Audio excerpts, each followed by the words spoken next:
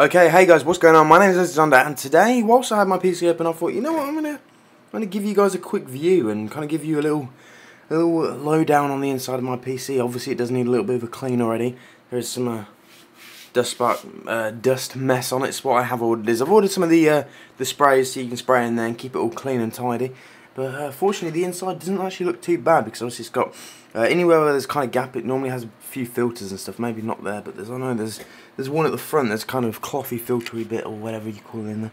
But anyway, on to the kind of specs on the inside of my PC.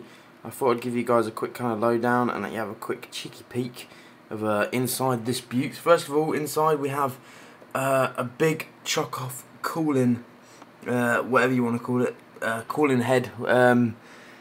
It's basically a CPU cooler. I basically had the choice of going either this one or the water cooled version, and I didn't really like the idea of going water cooled. I don't know, maybe it was just me, or maybe I don't know. There was just something about it that I wasn't really too sure on. So I basically went for a big block cooler, which to be honest will do me fine and does the trick.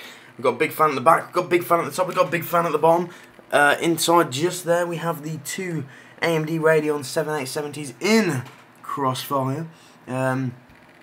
Obviously I've got my basically got 16 gig of RAM, so as you can see, you got two RAM sticks there. We've got the other two just there.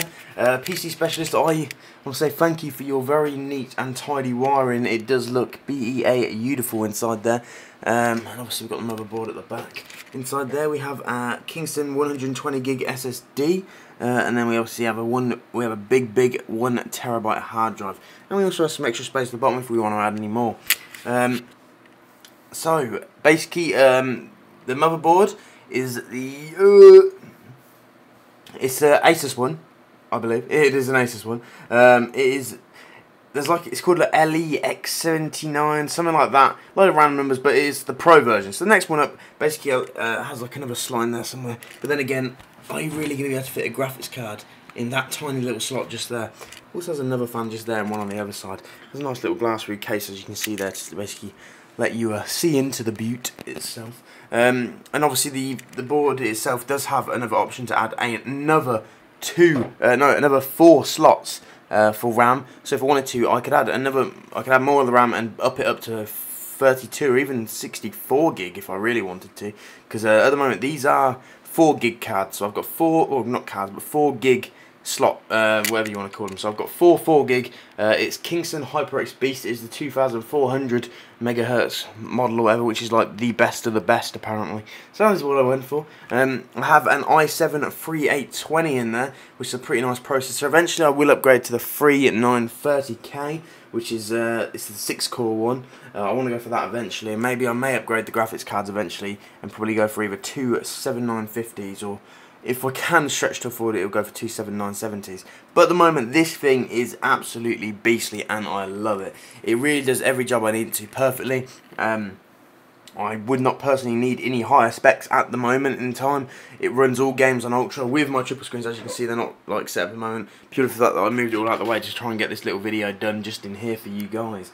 I've obviously only got 120 gig SSD, which is obviously what my main operating system runs on, so it runs really quick. And I've got the hard drive literally for everything else, like installing all your programs, all your games, any sort of save files, renders, whatever, everything is all done on there. A big 750 watt power supply. At the moment that is perfectly fine. And to be honest, a 750 watt would probably be fine for a 3930K and two 7970s anyway. But I could therefore go further to maybe upgrade to an 850, or maybe even if necessary a 1000. But to be honest, that's probably not too needed just as such yet.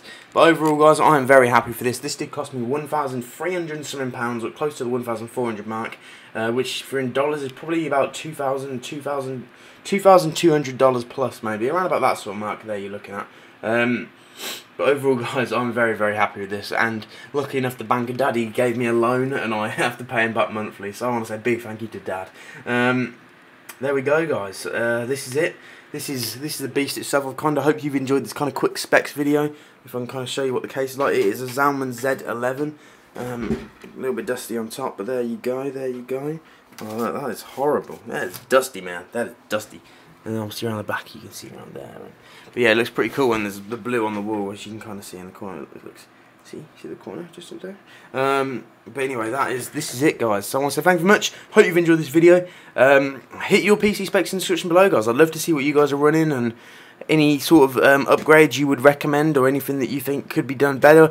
If I've tried to balance the parts quite well for what is good enough for everything else. If you get what I mean, like the graphics cards is as high as I'd physically need them, I think. Processor's pretty damn beastly. The RAM itself is top notch.